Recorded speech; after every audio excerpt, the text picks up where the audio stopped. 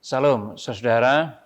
Senang sekali kita kembali Petamburan Bible Study, di mana hari ini kita akan membahas tentang dualitas Yesus Kristus.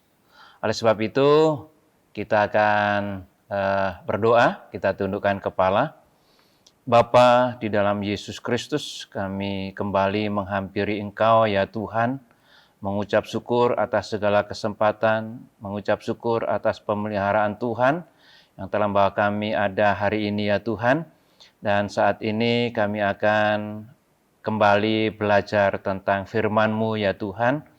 Oleh sebab itu Bapa, mari ya Tuhan, Roh Kudus menolong kami sehingga kami diberi pencerahan melalui pembelajaran ini ya Tuhan. Berkati kami semua yang sudah join di dalam pembelajaran ini, biar kiranya nama Tuhan dipermuliakan. Di dalam nama Tuhan Yesus Kristus, kami berdoa dan mengucap syukur. Haleluya.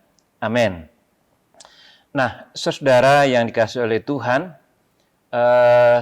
dualitas Yesus Kristus ini merupakan bagian dari Trinitas. Oleh sebab itu, saudara, jangan kita menjadi bingung.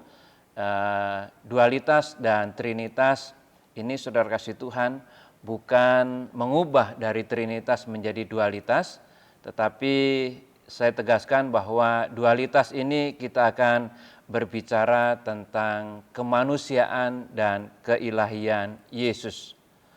Oleh sebab itu, saya memulai dari Yohanes pasal 1, ayat 1 dan 2, dan saya sambung dengan ayat yang ke-14. Demikian bunyi firman Tuhan. Pada mulanya adalah firman, firman itu bersama-sama dengan Allah, dan firman itu adalah Allah. Ia pada mulanya bersama-sama dengan Allah, firman itu telah menjadi manusia dan diam di antara kita, dan kita telah melihat kemuliaannya, yaitu kemuliaan yang diberikan kepadanya sebagai anak tunggal Bapa, penuh kasih karunia dan kebenaran. Nah, saudara, kalau kita berpijak kepada ayat ini, maka di situ dikatakan di dalam ayat yang pertama, firman itu adalah Allah. Lalu di dalam ayat 14 dikatakan firman itu telah menjadi manusia. Nah, disinilah saudara kasih Tuhan letak daripada dualitas di dalam diri Yesus Kristus, yaitu natur keilahian maupun natur kemanusiaan yang terdapat di dalam diri Yesus Kristus. Oleh sebab itu, pertemuan kita hari ini bicara tentang dualitas Yesus Kristus, maka kita akan bahas yang pertama adalah tentang kemanusiaan Yesus Kristus atau human nature, dan yang kedua kita akan membahas tentang keilahian Yesus Kristus atau divine nature, dan yang ketiga apa perlunya kedua natur Yesus ini. Ya, baik, kita akan lanjut kepada bagian yang pertama, yaitu tentang kemanusiaan Yesus Kristus. Kalau kita memahami tentang kemanusiaan Yesus Kristus, maka kita diberi banyak sekali bukti-bukti internal yang diberikan oleh Alkitab. Ya, bagaimana kita menemukan bahwa di dalam diri Yesus Kristus memiliki natur sebagai manusia. Ya, maka kita menemukan, saudara, bahwa Yesus itu memiliki natur manusia karena ia dilahirkan dari rahim seorang perempuan. Ya, naturnya sama dengan yang kita miliki. Ya, sebagai manusia kita pun dilahirkan dari rahim seorang perempuan. Demikian pula Yesus Kristus, ya, saudara, kita menemukan di dalam Matius pasal yang pertama ayat yang ke-23 itu berkata demikian, sesungguhnya anak darah itu akan mengandung dan melahirkan seorang anak laki-laki dan mereka akan menamakan dia Immanuel, yang berarti Allah menyertai kita. Nah, saudara, saya percaya saudara memahami tentang kemanusiaan Yesus karena Yesus dilahirkan sama seperti kita, yaitu lahir dari rahim seorang perempuan. Lalu bukti-bukti lain, saudara, yang diberikan oleh Alkitab bahwa Yesus adalah manusia, ia masuk di dalam silsilah keluarga. Nah, kalau saudara perhatikan di dalam Injil Matius itu pada pasal yang pertama, saudara, kita menemukan adanya silsilah. Ya, sebagaimana keluarga pasti punya silsilah. Ya, saudara, karena itulah maka Yesus memiliki natur kemanusiaan atau natur sebagai manusia. Karena Yesus juga punya keluarga. Ya, bahkan lebih banyak bukti-bukti tentang siapa saudara Yesus. Ya, saudara kasih Tuhan, Alkitab memberikan banyak referensi ya, yang membuktikan bahwa Yesus adalah manusia, ya, sama seperti kita. Kemudian ia juga bertumbuh menjadi dewasa. Ya, kalau saudara perhatikan di dalam Injil Lukas, ya, saya akan bacakan dalam Injil Lukas pasal yang kedua, ayat yang ke-40 itu kita menemukan ayat ini berbunyi, anak itu bertambah besar dan menjadi kuat, penuh hikmat dan kasih karunia Allah ada padanya. Ya, ayat ini membuktikan bahwa Yesus juga mengalami pertumbuhan sebagaimana yang kita alami sebagai manusia. Dia bertumbuh, ya. Dia tidak lahir langsung besar, langsung dewasa, langsung gondrong, langsung brewokan, enggak, saudara. Ya, ini Yesus menunjukkan bahwa sebagai manusia dia mengalami pertumbuhan secara alami. Ya, jadi dari tahun ke tahun mengalami pertumbuhan. Kemudian dalam ayat-ayat yang lain juga menyatakan Yesus sebagai manusia karena ia dikenal orang-orang sebagai manusia biasa. Ya, kita menemukan di dalam Matius pasal yang ke-13, kita menemukan dalam ayat yang kira-kira di dalam kitab Matius itu kita menemukan, kita coba lihat pasal 13 ayat yang ke-55, ya. Berbunyi demikian ayat ini, bukankah ia ini anak tukang kayu?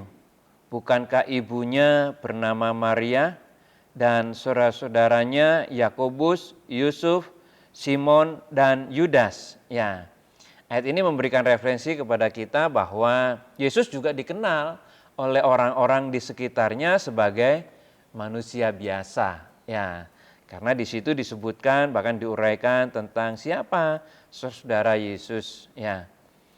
Kemudian bukti yang lain secara internal Alkitab juga memberikan referensi bahwa Yesus juga mengalami kematian, ya, seperti manusia. Ya, hanya kematian Yesus, ya, oleh karena diperlakukan harus mati di kayu salib. Ya. Tetapi intinya bahwa Yesus pun mengalami kematian. Ya, saudara dapat menemukan dalam Matius 27, 46, kemudian ayat 50 dan seterusnya. Saudara, banyak referensi tentang kematian Yesus. Kemudian Alkitab juga memberikan bukti bahwa Yesus sebagai manusia dia mengalami lapar. Ya, kalau kita juga mengalami lapar, ya, haus, ya, saudara, itu pun juga dialami oleh Yesus. Ya, Yesus pernah lapar dalam Matius 21 ayat yang ke-18. Kemudian Yesus juga haus, butuh minum, ya, dalam Yohanes 19 ayat yang ke-28. Bahkan Yesus juga mengalami letih, ya, dalam perjalanannya keluar masuk kampung, saudara, dalam memberitakan kerajaan Allah, Yesus mengalami letih, ya, Yohanes 4 ayat yang ke-6. Kemudian bahkan Yesus mengalami ketakutan, ya, dalam Matius pasal 26 ayat 38 sampai 39, ya. Kemudian Yesus juga membutuhkan istirahat dan perlu tidur, ya. Yesus pernah tertidur di belakang perahu murid-muridnya, ya.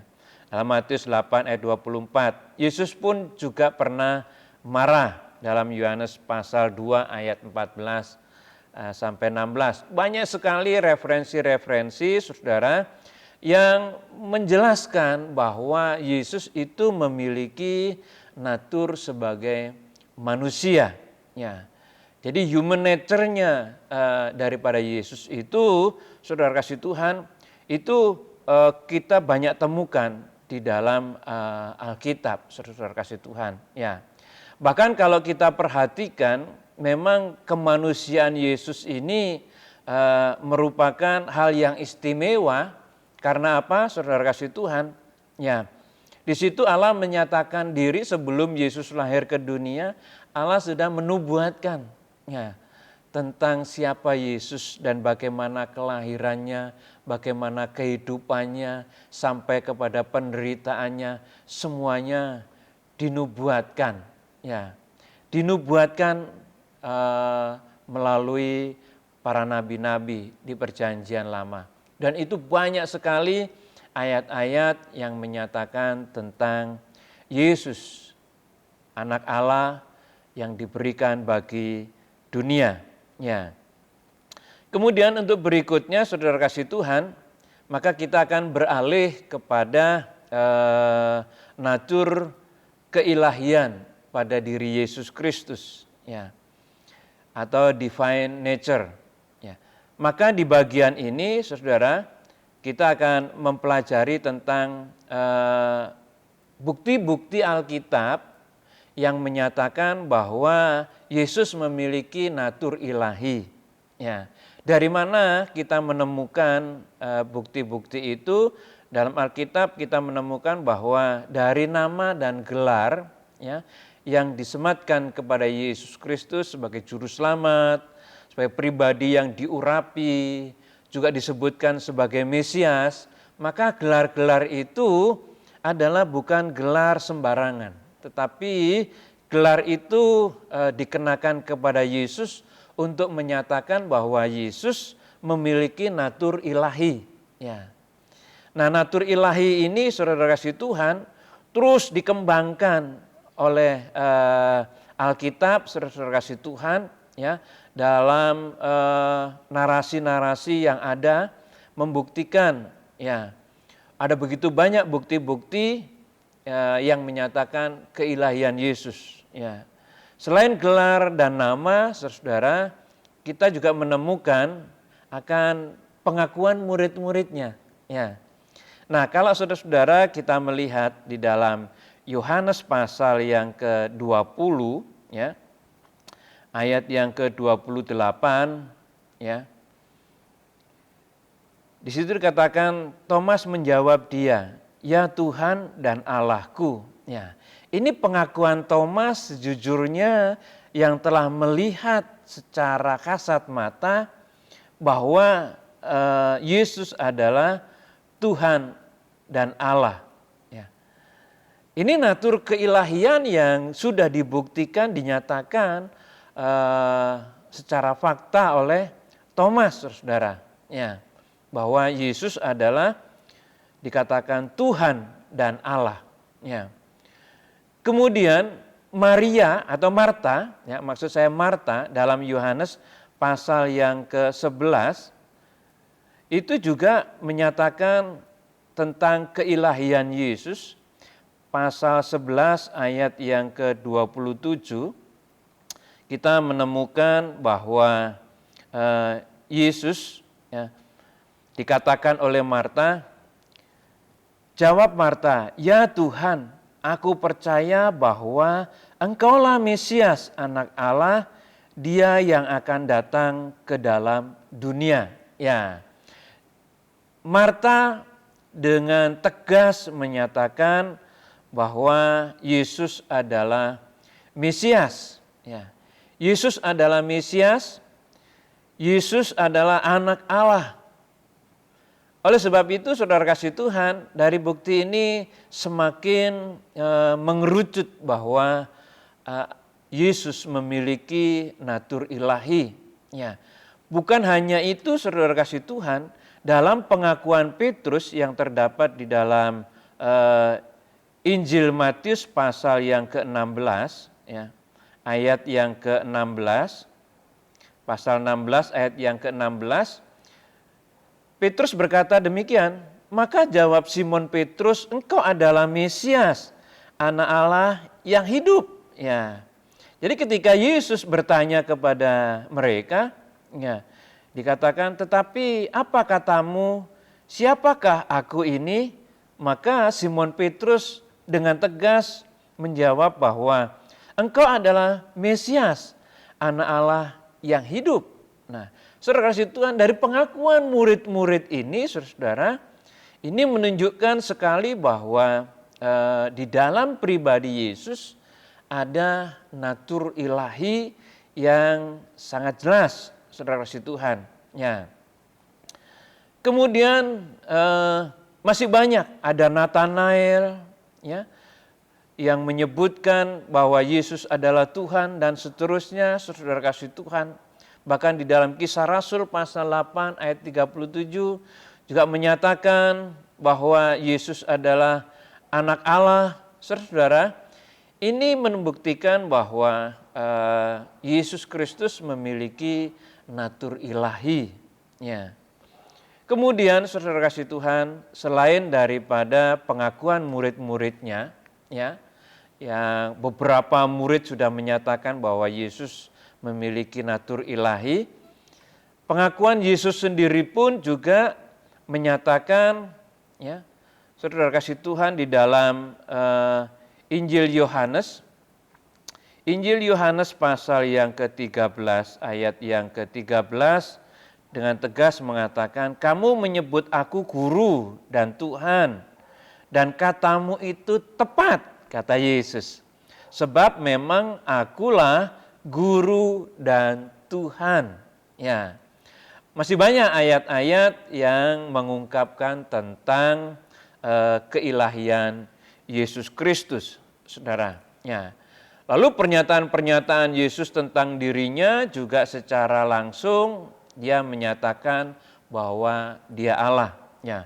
Jadi kalau kita temukan lagi, saudara, ayat-ayat yang menyatakan bahwa Yesus adalah Allah, masih banyak, ya, yang membuktikan bahwa Yesus adalah Allah, Yesus memiliki natur yang ilahi, saudara.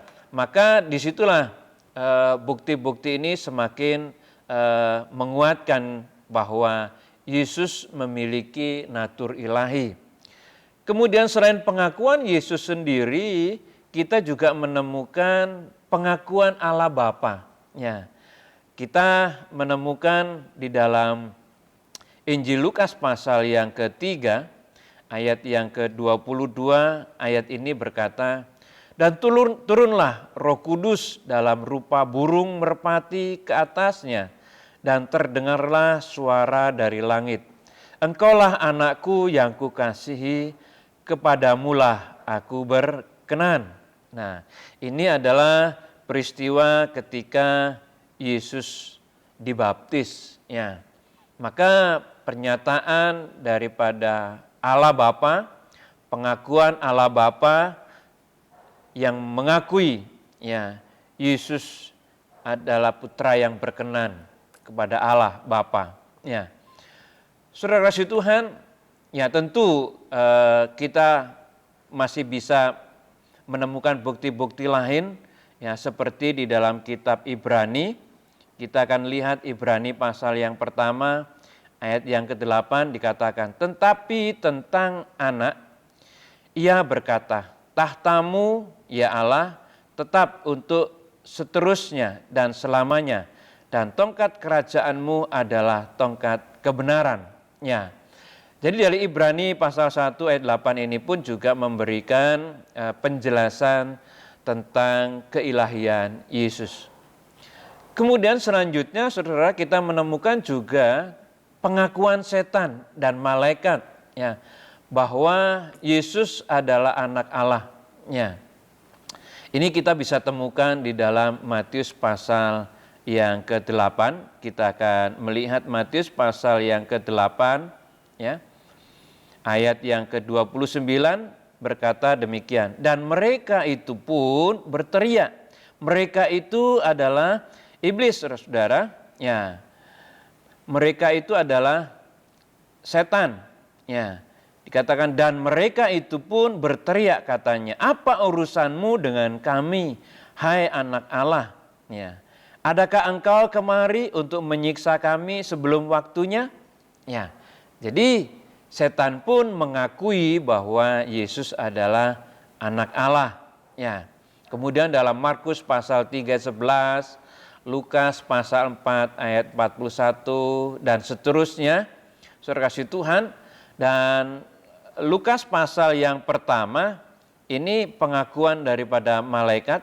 Kita temukan dalam Lukas pasal yang pertama ayat yang ke-32, ya, dan ayat yang ke-35 kita melihat dikatakan ia akan menjadi besar dan akan disebut anak Allah yang maha tinggi, dan Tuhan Allah akan mengaruniakan kepadanya tahta Daud bapa leluhurnya. Inilah ucapan daripada malaikat. Kemudian ayat yang ke-35, jawab malaikat itu kepadanya, Roh Kudus akan turun atasmu dan kuasa Allah yang maha tinggi akan menaungi engkau, sebab itu anak yang akan kau lahirkan itu akan disebut kudus, anak Allah. Ini adalah ucapan malaikat kepada Maria. Jadi saudara kasih Tuhan, pengakuan-pengakuan ini jelas menunjukkan bahwa Yesus memiliki natur ilahi. Ya. Kemudian kita menemukan bahwa di dalam diri Yesus juga memiliki natur Allah yang maha hadir, ya, maha tahu. Ya. Banyak referensi-referensi tentang Yesus yang maha hadir, Yesus yang maha tahu, ya. Yesus juga yang maha kuasa. Jadi saudara kasih Tuhan, keberadaan dan eksistensinya yang kekal, ya, kemudian kesatuannya dengan Allah Bapa, itu menunjukkan bahwa Yesus memiliki natur ilahi. Ya, ada begitu banyak ayat-ayat yang memberikan pengakuan, yang mendukung keilahian Yesus, yang menyatakan keilahian Yesus, maka semakin lengkaplah pengetahuan kita yang diberikan melalui bukti-bukti internal Alkitab, saudara kasih Tuhan. Kemudian kita masih membahas tentang keilahian Yesus, maka bukti-bukti yang lain kita juga menemukan tentang persiapan yang dilakukan oleh Yohanes Pembaptis, ya, itu adalah untuk Allah. Ya. Persiapan apa itu kita temukan di dalam Maliaki pasal 3 ayat yang pertama itu berkata, lihat, aku menyuruh utusanku supaya ia mempersiapkan jalan di hadapanku, dengan mendadak Tuhan yang kamu cari itu akan masuk ke baitnya. Malaikat perjanjian yang kamu kehendaki itu sesungguhnya ia datang, firman Tuhan semesta alam. Ya.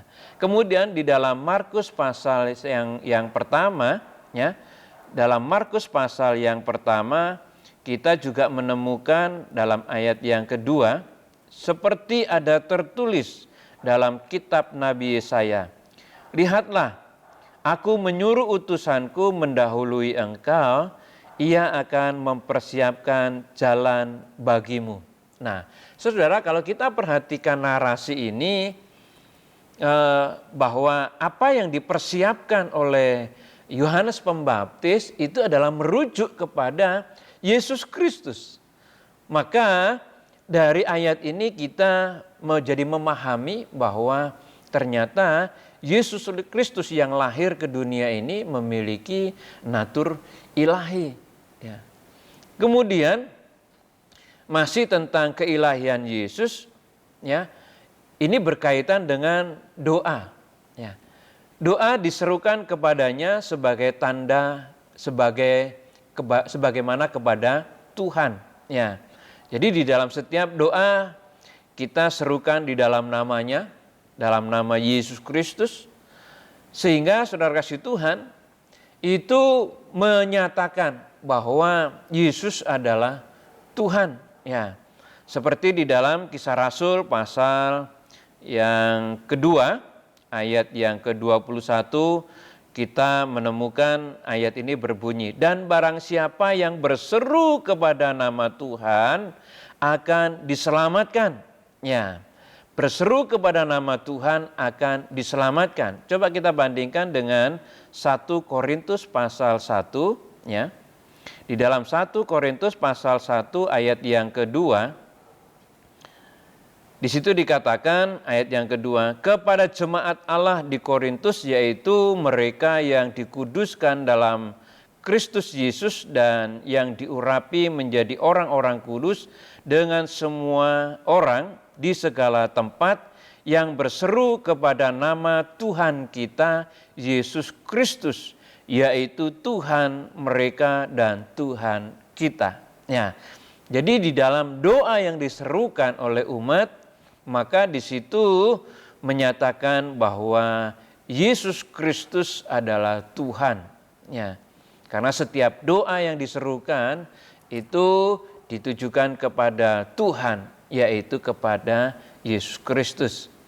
Kemudian yang bukti-bukti yang lain kita masih temukan, saudara kasih Tuhan, bahwa di dalam Yohanes pasal yang ke-5, kita menemukan di dalam Yohanes pasal 5 ayat yang ke-23, dikatakan demikian, supaya semua orang menghormati anak sama seperti mereka menghormati Bapa. Ya, saudara kasih Tuhan, Yesus menerima penghormatan yang sama seperti penghormatan terhadap Allah. Ya. Di sini menunjukkan bahwa Yesus memang memiliki natur ilahi. Ya. Kemudian saudara, kita masih menemukan kembali bukti keilahian Yesus, yaitu bahwa Yesus mengampuni dosa. Ya, di dalam Injil Markus kita menemukan pasal 2 ayat yang ke-7 berkata demikian, mengapa orang ini berkata begitu? Ia menghujat Allah. Siapa yang dapat mengampuni dosa selain daripada Allah sendiri? Jelas ketika Yesus menyatakan dosamu diampuni, saudara kasih Tuhan, ya, itu menunjukkan bahwa Yesus memiliki natur ilahi. Coba kita lanjutkan dengan ayat yang ke-10. Tetapi supaya kamu tahu bahwa di dunia ini anak manusia berkuasa mengampuni dosa. Ya. Jadi saudara-saudara kasih Tuhan, ya, kemahakuasaan, keilahian Yesus Kristus, ya, semakin dinyatakan ketika Yesus berkuasa untuk mengampuni dosa. Kemudian saudara kasih Tuhan, yang terakhir, bahwa bukti-bukti keilahian Yesus juga dinyatakan di dalam Yesus ketika membangkitkan dan menghidupkan orang mati. Ya, di dalam Yohanes pasal yang ke-11 kita menemukan saudara sebuah peristiwa tentang Lazarus yang dibangkitkan. Saudara bisa mengikuti mulai dari ayat yang pertama sampai ayat yang ke-44, bagaimana narasi ini memberikan pengertian kepada kita bahwa Yesus, ya, berkuasa atas kematian, saudara. Dan dia juga berkuasa atas kehidupan. Ya, maka dari beberapa argumen dan bukti-bukti internal yang diberikan oleh Alkitab ini, maka kita bisa mengambil kesimpulan, ya, saudara kasih Tuhan, begitu banyak bukti-bukti kemanusiaan Yesus dan juga begitu banyak bukti-bukti keilahian Yesus. Ya, oleh sebab itulah saudara kasih Tuhan, kita menemukan di dalam Konsili Kalsedon tahun 451, maka dicetuskanlah sebuah hasil, saudara, yang menjadi pemahaman bagi gereja sampai hari ini. Ya, meskipun begitu panjang perjalanannya dalam merumuskan dualitas ini, tetapi saudara kasih Tuhan, atas kehendak Tuhan, maka di dalam Konsili Kalsedon inilah, ya, maka pemahaman gereja yang mengakui yaitu Kristus memiliki dua natur yang berbeda secara permanen di dalam satu pribadi. Kedua natur ini tidak tercampur dan tidak berubah, tidak terbagi dan tidak terpisah. Dengan kata lain, pribadi Kristus adalah Allah sejati dan sekaligus manusia sejati. Masing-masing natur secara utuh dipertahankan dalam satu pribadi. Ya, oleh sebab itulah saudara kasih Tuhan, ini menjadi iman Kristen. Ya, ini menjadi ajaran keimanan kita. Ya, di mana sampai hari ini saudara kasih Tuhan, gereja memahami tentang dualitas Kristus ini. Ya. Jadi kalau kita perhatikan saudara kasih Tuhan, maka dualitas ini menjadi doktrin. Ya. Dualitas ini menjadi doktrin yang dikembangkan oleh gereja, yang diimani oleh gereja sampai hari ini, saudara, sehingga ini terus menjadi pengajaran di semua gereja-gereja, saudara kasih Tuhan, yaitu tentang dualitas Kristus. Ya. Nah, saudara kasih Tuhan, tentu menjadi pertanyaan bagi kita, saudara kasih Tuhan, yaitu di bagian yang ketiga, apa perlunya kedua natur Yesus ini? Ya, ini menjadi penting, saudara kasih Tuhan, ya, karena seringkali kita hal ini menjadi bahan pembicaraan, ya. Bahwa sering orang mengatakan, ya Yesus kok disembah, Yesus kok dijadikan Tuhan, kan Yesus manusia. Ya, kalau kita diperhadapkan pertanyaan seperti ini, saudara kasih Tuhan, setidak-tidaknya kita bisa memberikan tanggapan.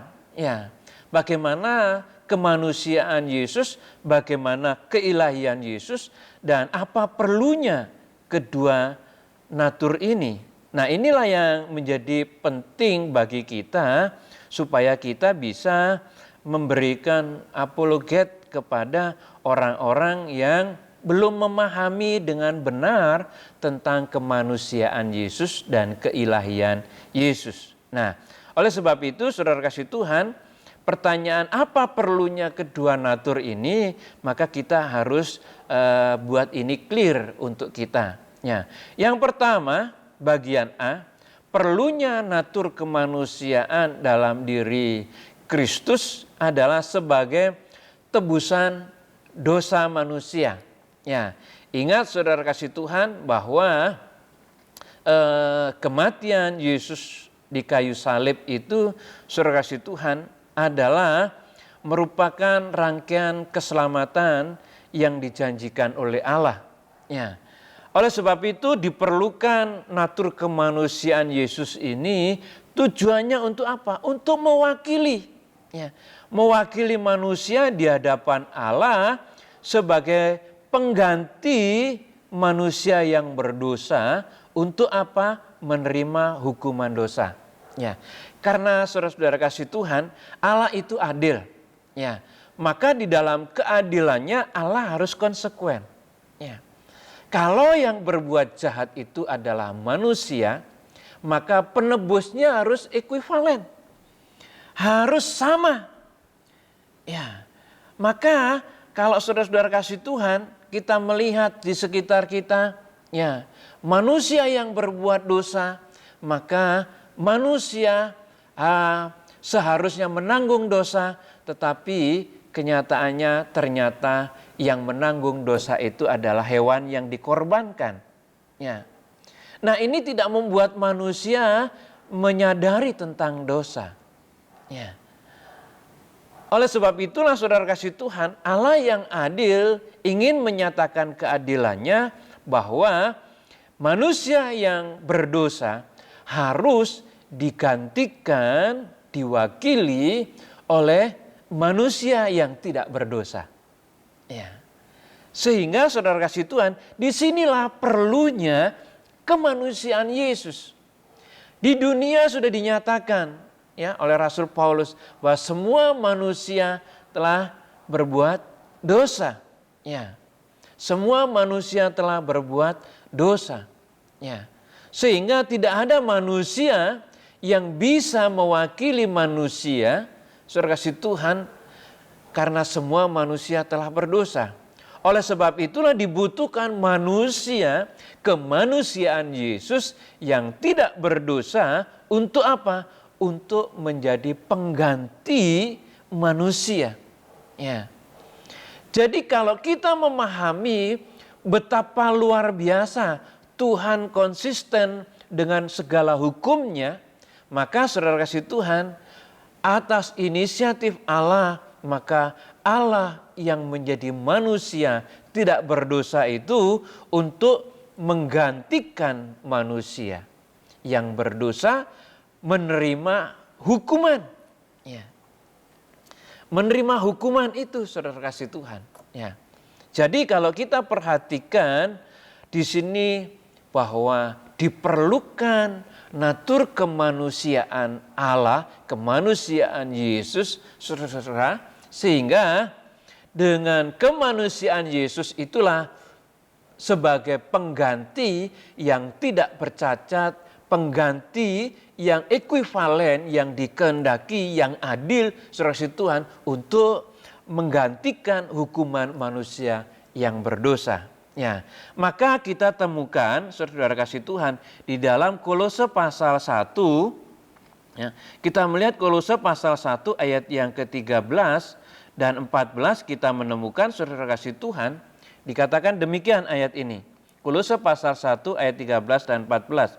Ia telah melepaskan kita dari kuasa kegelapan dan memindahkan kita ke dalam kerajaan anaknya yang kekasih. Di dalam Dia kita memiliki penebusan kita, yaitu pengampunan dosa. Ya. Coba kita lanjutkan dengan 1 Petrus pasal yang ketiga. Ya.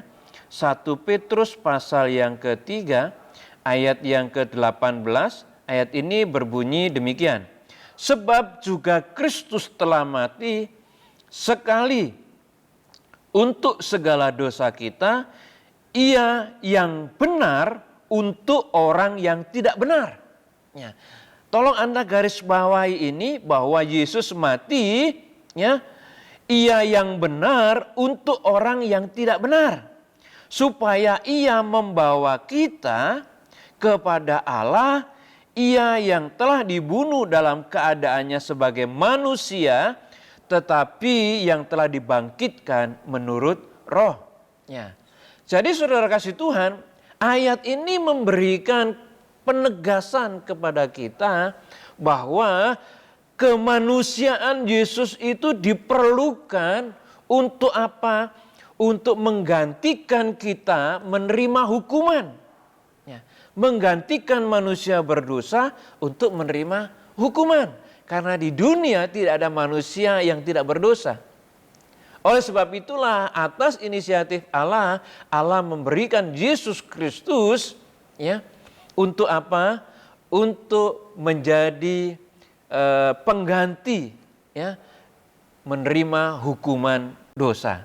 Ya. Kemudian saudara kasih Tuhan, selain sebagai pengganti manusia berdosa untuk menerima hukuman, maka kemanusiaan Yesus juga sebagai pendamai antara manusia dengan Allah. Coba kita perhatikan di dalam Ibrani pasal yang kedua, ayat yang ke-17, kita melihat dalam ayat ini dikatakan, itulah sebabnya maka dalam segala hal ia harus disamakan dengan saudara-saudaranya supaya ia menjadi imam besar yang menaruh belas kasihan dan yang setia kepada Allah untuk mendamaikan dosa seluruh bangsa. Ya. Jadi saudara kasih Tuhan, kalau kita memahami sedemikian lengkapnya bagaimana kemanusiaan Yesus ya di dalam karya keselamatan itu, saudara kasih Tuhan, wow, hati kita begitu mengasihi Allah, begitu rasa berhutang kita itu sangat besar. Ya. Karena saudara kasih Tuhan, tanpa Yesus kita binasa. Ya. Tanpa Yesus kita harus menerima hukuman dosa yang begitu berat. Ya. Oleh sebab itu saudara kasih Tuhan, dengan adanya Yesus Kristus kita mendapatkan pengampunan dosa, maka kita didamaikan dengan Allah. Ya. Coba kita perhatikan saudara kasih Tuhan, ya. Di dalam Ibrani pasal yang ke-7, ya. Kita menemukan Ibrani pasal yang ke-7, ayat yang ke-26 dan 27. Ini sungguh luar biasa, saudara. Dalam Ibrani pasal yang ke-7, ayat yang ke-26 dan 27 berkata demikian. Sebab imam besar yang demikian, dan demikianlah yang kita perlukan, yaitu yang saleh, tanpa salah, tanpa noda, yang terpisah dari orang-orang berdosa dan lebih tinggi daripada tingkat-tingkat sorga, yang tidak seperti imam-imam besar lain yang setiap hari harus mempersembahkan korban untuk dosanya sendiri dan sesudah itu barulah untuk dosa umatnya, sebab hal itu telah dilakukannya satu kali untuk selama-lamanya ketika ia mempersembahkan dirinya sendiri sebagai korban. Ya. Jadi saudara-saudara kasih Tuhan, kita memiliki imam, memiliki pendamai ya, yang sungguh luar biasa, yang tidak seperti imam-imam yang berlaku di perjanjian lama. Imam-imam yang berlaku di zaman sebelum perjanjian baru, saudara. Ya. Nah, oleh sebab itulah Bapak Ibu Saudara yang dikasihi oleh Tuhan, ya, betapa kita bersyukurnya. Ya, kalau kita memahami, memiliki kerangka berpikir yang lengkap, saudara kasih Tuhan, dalam memahami kemanusiaan Yesus Kristus, maka saudara kasih Tuhan, wow, kita tidak akan pernah menyia-nyiakan ya, tentang Yesus Kristus itu, saudara-saudara. Kita akan sangat memberi hormat, kita akan sangat menaruh taat ya, dan kasih yang sungguh-sungguh kepada Kristus. Karena kita memahami betul bahwa narasi-narasi ini diberikan supaya kita memiliki pemahaman yang lengkap tentang kemanusiaan Yesus, saudara. Nah, lalu yang kedua, saudara kasih Tuhan, ya, yang melengkapi daripada apa yang kita telah uraikan tadi, yang kita telah pahami tadi, saudara kasih Tuhan, perlunya natur kemanusiaan di dalam diri Yesus Kristus juga menjadi teladan yang sempurna bagi kita. Ya, bagaimana kesetiaan Yesus, bagaimana kerendahan hati Yesus, nah, bagaimana ketaatan Yesus. Nah, saudara kasih Tuhan, kalau kita perhatikan di dalam Yohanes pasal yang ke-13 ayat yang ke-15, nah, saudara-saudara coba kita lihat Yohanes pasal 13 ayat yang ke-15, kita menemukan dalam ayat ini, sebab aku telah memberi suatu teladan kepada kamu, supaya kamu juga berbuat sama seperti yang telah kuperbuat kepadamu. Inilah yang diajarkan oleh Yesus kepada murid-muridnya. Ya. Sebuah teladan dalam kehidupan. Maka kalau kita bandingkan dengan Filipi pasal 2 ayat 5 sampai 8, saudara kasih Tuhan, di situ disebutkan bagaimana kerendahan hati Yesus, bagaimana ketaatan Yesus, kesetiaan Yesus sampai mati. Ya. Jadi saudara-saudara kasih Tuhan, kita bersyukur memiliki teladan yang luar biasa. Ya. Bukankah kita membutuhkan teladan selama kita hidup di dunia ini? Ya. Maka saudara kasih Tuhan, teladan yang sempurna hanya ada di dalam kemanusiaan Yesus Kristus. Ya. Lalu di dalam Ibrani pasal yang ke-12 kita diperlengkapi lagi dalam ayat yang kedua sampai ayat yang keempat, dikatakan demikian. Marilah kita melakukannya dengan mata yang tertuju kepada Yesus yang memimpin kita dalam iman dan yang membawa iman kita itu kepada kesempurnaan, yang dengan mengabaikan kehinaan tekun memikul salib ganti sukacita yang disediakan bagi Dia yang sekarang duduk di sebelah kanan tahta Allah. Ingatlah selalu akan Dia yang tekun menanggung bantahan yang sehebat itu terhadap dirinya dari pihak orang-orang berdosa, supaya jangan kamu menjadi lemah dan putus asa. Ya. Dikatakan dalam pergumulan kamu melawan dosa, kamu belum sampai mencucurkan darah seperti Yesus Kristus. Saudara kasih Tuhan, ya, kita bersyukur punya teladan. Kalau kita mengingat penderitaan Yesus, wow, apa yang kita alami belum ada sekukunya. Ya. Penderitaan yang kita alami, tekanan yang kita alami, bahkan cemooh yang kita alami, saudara kasih Tuhan, ya, bantahan-bantahan yang kita alami, saudara kasih Tuhan, belum seberapa jika dibandingkan dengan apa yang dialami oleh Tuhan Yesus. Tetapi Yesus tetap menyatakan kesetiaannya dalam memikul salib. Nah, oleh sebab itu saudara kasih Tuhan, dari sini kita belajar suatu teladan kehidupan yang tidak pernah menyerah di dalam segala tantangan. Ya. Wah, ini hebat. Ya. Ini hebat sekali, saudara. Ya. Dia tidak pernah menyerah dalam menghadapi segala tantangan. Dia selesaikan, saudara kasih Tuhan, karya keselamatan itu dengan tuntas, tas. Ya. Ini menarik Bapak Ibu saudara kasih Tuhan. Kalau kita memahami secara komprehensif tentang kemanusiaan Yesus ini, saudara kasih Tuhan, maka saya sangat yakin dan percaya, saudara kasih Tuhan, kita akan memahami banyak perkara-perkara yang luar biasa tentang kemanusiaan Yesus ini. Ya. Lalu yang berikutnya, saudara kasih Tuhan, ya, bagian yang kedua, yang bagian B, ya. Lalu apa perlunya natur keilahian dalam diri Kristus? Ya. Setelah kita mempelajari natur kemanusiaan, ya, perlunya natur kemanusiaan dalam diri Kristus, maka kita sekarang mempelajari tentang perlunya natur keilahian dalam diri Kristus. Dalam rencana Allah menyelamatkan manusia berdosa, ya, saudara kasih Tuhan, diperlukan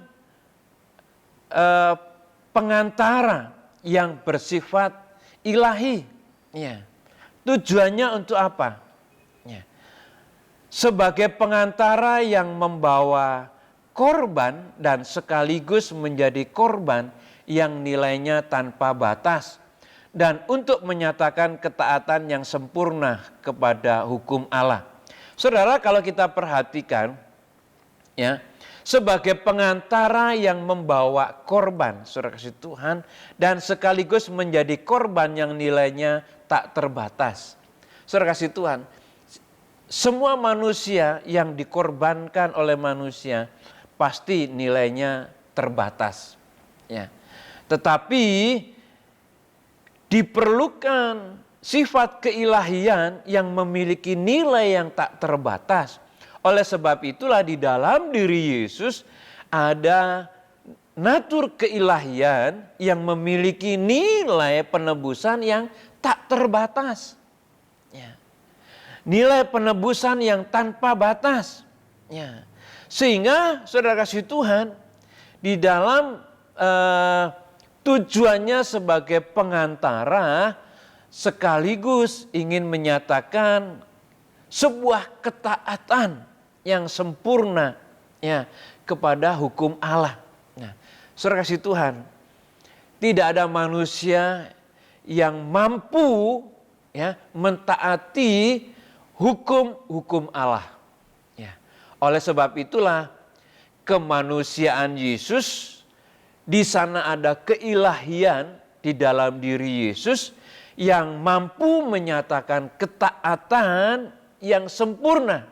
Karena dia lakukan ketaatan itu sampai mati di kayu salib, saudara-saudara, untuk apa? Untuk menyatakan ketaatan yang sempurna kepada hukum Allah. Ya.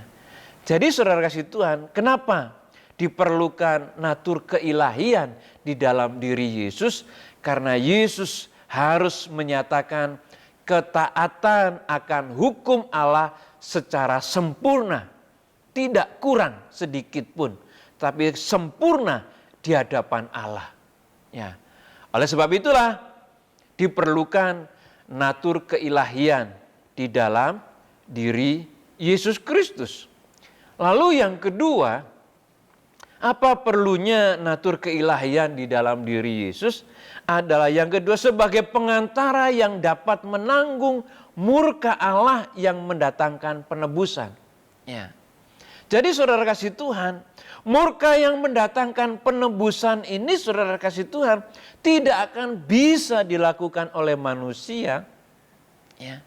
Oleh sebab itulah di dalam diri Yesus dibutuhkan natur keilahian. Ya. Sehingga dia menanggung murka Allah yang bisa mendatangkan penebusan dan pembebasan bagi orang-orang berdosa dari semua hukum kutuk, ya, dari semua kutuk hukum Taurat, saudara kasih Tuhan. Coba kita perhatikan di dalam Galatia pasal yang ketiga, ya kita lihat Galatia pasal yang ketiga, ayat yang ke-13. Nah ini menarik saudara kasih Tuhan. Kristus telah menebus kita dari kutuk hukum Taurat dengan jalan menjadi kutuk karena kita. Sebab ada tertulis, terkutuklah orang yang digantung pada kayu salib. Nah saudara kasih Tuhan, ya, apa yang ditanggung oleh Kristus, semua murka Allah yang ditanggung di dalam keilahian Kristus, supaya itu mendatangkan penebusan dan pembebasan atas orang-orang berdosa terhadap kutuk hukum Taurat. Ya. Jadi saudara-saudara kasih Tuhan, ini luar biasa. Ya. Pemahaman yang semakin melengkapi keyakinan kita, saudara kasih Tuhan, itu akan membuat iman kita semakin kokoh di dalam Yesus Kristus. Lalu bagian berikutnya, saudara kasih Tuhan, apa perlunya natur keilahian dalam diri Yesus Kristus? Saudara kasih Tuhan, yang ketiga adalah sebagai pengantara yang dapat memberi anugerah Allah, yaitu keselamatan, melalui karya Kristus bagi orang-orang yang menerimanya dengan iman. Ya. Jadi keilahian Kristus itu diperlukan, saudara kasih Tuhan, karena hanya Allah, hanya sifat-sifat yang ilahi yang mampu memberikan anugerah Allah, yaitu keselamatan. Ya. Oleh sebab itu Yesus Kristus memiliki natur ilahi supaya dia bisa memberikan anugerah keselamatan kepada orang-orang berdosa, saudara kasih Tuhan, yang telah diampuni, ya, supaya mereka yang menerima dengan iman diselamatkan. Sebagaimana di dalam Yohanes pasal 3 ayat 16, karena begitu besar kasih Allah akan dunia ini, supaya barang siapa percaya kepadanya tidak binasa, melainkan beroleh hidup yang kekal. Jadi saudara kasih Tuhan, diperlukan natur ilahi, diperlukan keilahian dalam diri Yesus Kristus, supaya ya apa yang dialami oleh Yesus Kristus itu di kayu salib, ya, itu mendatangkan keselamatan bagi orang-orang berdosa, keselamatan bagi dunia yang menerima dengan iman kepada Yesus Kristus. Ya. Oleh sebab itu saudara-saudara, ya, ini pemahaman yang komprehensif membuat iman kita semakin hari semakin kokoh. Maka saudara kasih Tuhan, ya, dari rangkaian uraian ini dapat saya simpulkan, ya, yang pertama jelas dari uraian ini, maka yang pertama adalah Yesus adalah manusia sejati dan Allah sejati. Ya. Dari kesimpulan tadi, ya, dari uraian tadi, ya, maka dapat disimpulkan bahwa Yesus adalah manusia sejati dan Allah sejati. Ya. Kemudian kesimpulan yang kedua, ya, kemanusiaan Yesus diperlukan bagi karya penebusan dosa manusia. Ya. Jadi kemanusiaan Yesus itu diperlukan bagi karya penebusan dosa manusia, sedangkan keilahian Yesus itu diperlukan untuk pengampunan dosa sekaligus memberi anugerah keselamatan bagi manusia. Bagi kita yang percaya menerima dengan iman, maka saudara-saudara, ya, keselamatan itu sebagai anugerah yang dari Allah. Ya, saya sangat yakin dan percaya, saudara-saudara, mari kita terus bangun kerangka berpikir kita yang kritis terhadap Alkitab. Ya, mari kita bangun pemahaman tentang Alkitab dengan baik melalui petamburan Bible Study ini, dan saya sangat yakin dan percaya dari sinilah iman kita semakin hari semakin bertumbuh dan semakin hari semakin kokoh. Ya, saya kira itulah uraian yang bisa saya sampaikan, dan kiranya Tuhan Yesus memberkati kita.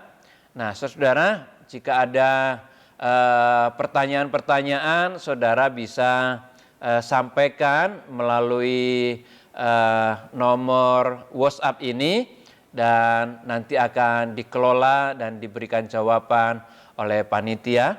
Dan kiranya Tuhan Yesus memberkati kita, biar kiranya kita bisa terus bertumbuh melalui petamburan Bible Study. Ya, mari kita akan tutup di dalam doa. Bapa di sorga, sungguh kami bersyukur ya Tuhan, punya Allah seperti Engkau ya Tuhan, yang membuat kami semakin terbuka dalam memahami karya-karya-Mu ya Tuhan, bahwa Engkau Allah sebagai manusia yang sejati, juga sebagai Allah yang sejati ya Tuhan, karena ada karya-karya keselamatan ya Tuhan, yang diperlukan baik kemanusiaan-Mu ya Tuhan Yesus, maupun keilahian-Mu ya Tuhan Yesus. Ini semua menyingkapkan kebenaran yang sejati, yang membuat iman kami bertumbuh, membuat pengenalan kami akan Kristus tidak mudah digoyahkan ya Tuhan, karena Engkau yang membangun di atas dasar Kristus Yesus ya Bapa. Terima kasih Tuhan, dan kami mendoakan biar kiranya para peserta petamburan Bible Study ini ya Tuhan, terus didewasakan ya Tuhan. Terus dibangkitkan semangatnya untuk belajar dan mendalami tentang firman-Mu ya Tuhan. Dan biar kiranya iman mereka semakin kokoh dan mereka boleh menjadi berkat ya Tuhan dimanapun mereka berada.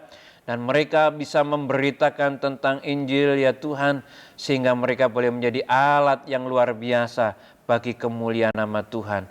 Terima kasih Bapa di surga, hamba-Mu berhenti berbicara, tetapi kami percaya Roh Kudus tak pernah berhenti untuk membimbing kami, menuntun kami ya Tuhan, menuju kepada kesempurnaan yang Tuhan kehendaki. Terpujilah nama Tuhan kekal selama-lamanya. Demi nama Yesus Kristus kami naikkan doa dan syukur kami. Haleluya. Amin.